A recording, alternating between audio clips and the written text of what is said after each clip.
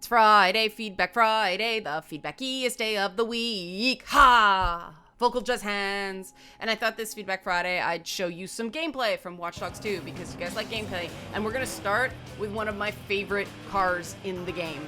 Why? Because I love Lamborghini style cars. I always have. It is my favorite type of sports car.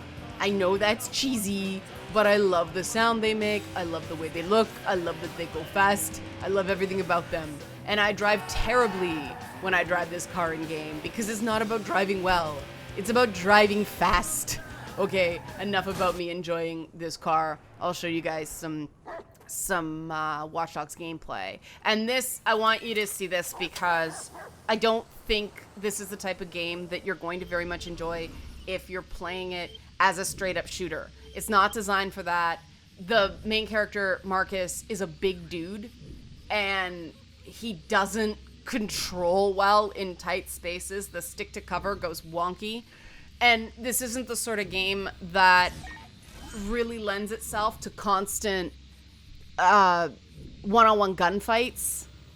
It's designed, what I'm doing now, you use your hacking skills to kill people in creative and stealthy ways, or not kill people. It's very hard to get through this game not killing a single person, but you can minimize casualties, but sometimes it's fun to run them over with a car by remote control. I admit, I enjoyed doing this a lot. And what I like about this game is that it is practically impossible to get through this game without killing a single person. And I think that adds to the experience. Now, some people will be offended by that, but I think we should be able to explore offensive concepts in games. And this is the point of feedback I want to deal with today. It appears that some people have gotten the odd impression that I am not a proponent of the right to offend because of my comments on Canada's human rights legislation. And I realize this might be because some people have only become aware of me lately and didn't know what I did for a living before this. I was the co-host, senior producer, and co-head writer on one of the most offensive television shows in Canadian history. You cannot do that show today because we came up in the age of political correctness. You could do that show in the age of political correctness. You cannot do that show in the age of outrage culture.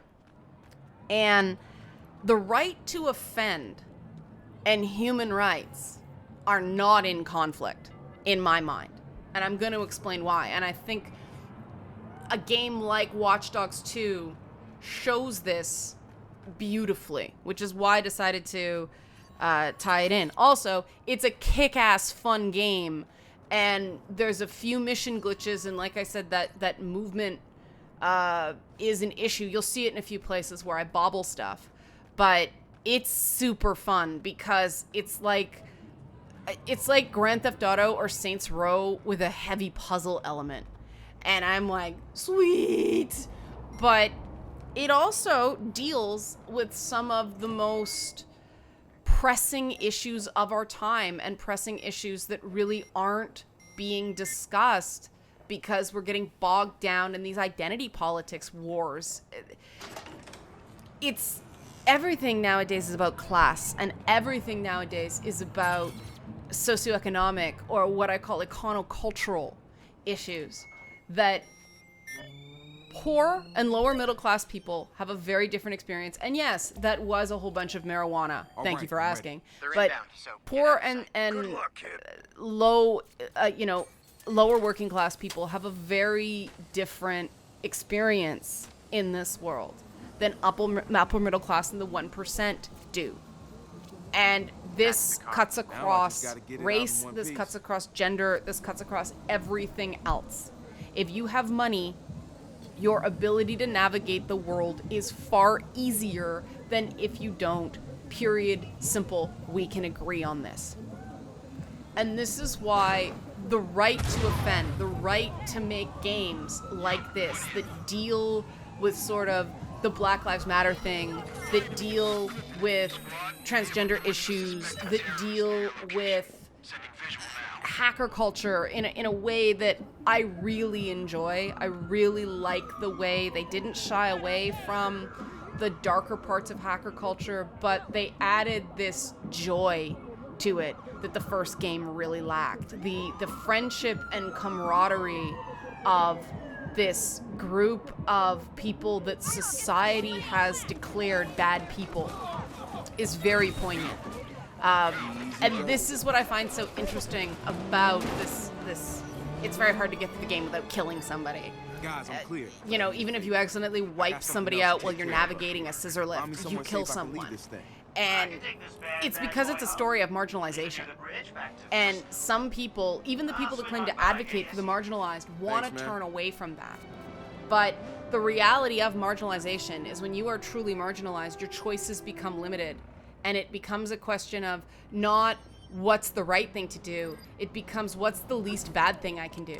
What's the least wrong thing I can do? Because I don't have the option to do the right thing here.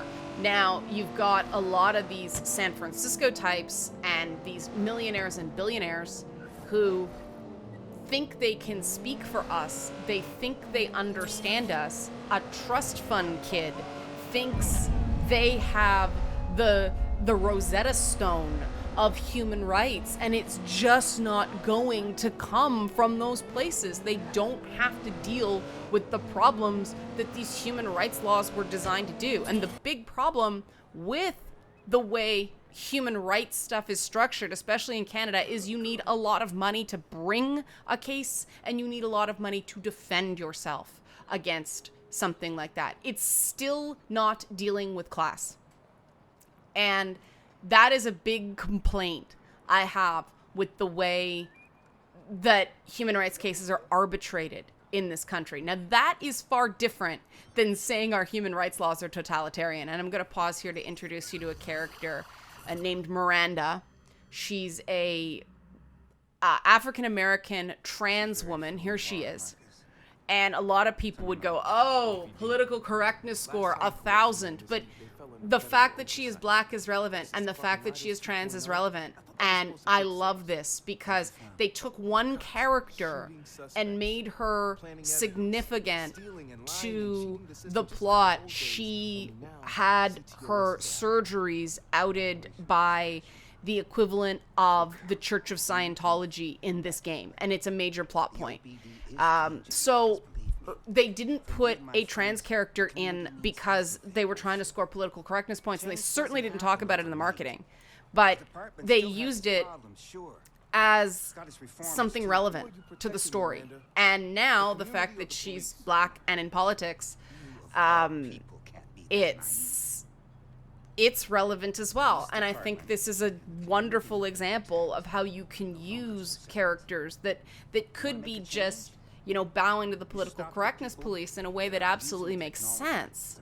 Now, some people are going to be offended by certain elements of this. Some people are offended by the presence of a transgender person at all. I think they're in the minority in gaming, but they are there. Do I care that they're offended? No, not especially, because artists have the right to offend. Now, to be clear, our human rights laws in Canada, and Ubisoft has 2 studios in Canada. Keep this in mind. Our human rights laws are very clear that offense is not a human rights violation. You have to demean someone. And there is a lot of case law, there is a lot of precedent about where that line is drawn. It's too long to get into now. But this does not mean our entire system is totalitarian. And if you're arguing that all of a sudden our system will become totalitarian because we add a protected group that happens to focus on pronouns to our system, that is in fact what you're saying. And I have a real issue with that. It's just not factual. And the first thing a totalitarian ruler does is rob us of facts. Not just common sense. They actually manipulate common sense to pull us away from the facts. So we have to be very, very careful that we're not driven by fear. This is something I feel really strongly about because the neighborhood I grew up in was a real learning experience to me of how fear causes people to self-suppress and causes people to act against their own best interests. And I start becoming very suspicious when people start overstating the punishments for things, when they start misrepresenting laws because of what appears to be an agenda. Because if you're not trying to push an agenda, you don't overstate what the punishments you're facing are. That, if a leftist did that, that would be considered pro-victim territory. So I hope we can leave that there, that I am exceptionally skeptical of the methods in this debate. And I've talked about my skepticism on the methods of both sides of this debate, both this fear-mongering on the one side and the human rights are not up for debate on the other side. If you want to hear what my issues with that are, check out my video from Tuesday. But I have grave cause for concern, and calling me stupid, saying I'm dead wrong, and shouting me down doesn't do a single thing to assuage those concerns. A consistent theme in all my work, especially when it comes to gender and gender expression, all this stuff, is to keep the problem in perspective, to keep the issues in the realm of fact. And this debate has not done that. And no matter where you stand on this issue, that was irrefutable the minute people started talking about the potential of going to jail. That was just never going to happen, and it tripped my bullshit meter. So I hope people can accept and respect my views on this position. They are based in something very, very real and very, very valid. We did have a government 10 years in this country. We had a government that ruled with an iron fist and was anti-science. My stepfather is a retired scientist. He worked on blue-green algae as a biochemist. And there was such a suppression of science. There was no one to replace him when he retired. And I can't help but wonder, where were the people prepared to defy the law when science itself was under attack? Where were the people prepared to suffer and face consequences when it was actually the ability for science to set the policy, not for policy to determine what science is acceptable, that was up for debate? Why did this just start with bloody pronouns? I'm sorry, these are things that the current packs of outrage warriors on both sides need to hear. That there are bigger issues at stake, structural issues that affect many topics, not just your pet one, that a lot of the people going to war now remain silent on when it mattered quite significantly. Now, these comments may offend you, but that doesn't mean they don't have merit. And part of learning to be a grown-up is accepting that something being offensive doesn't mean it's wrong. And offense is linked to speaking truth to power, and we need counterbalances to make sure that offensiveness does not get lumped in with suppression of unpopular ideas. It's not enough to offend.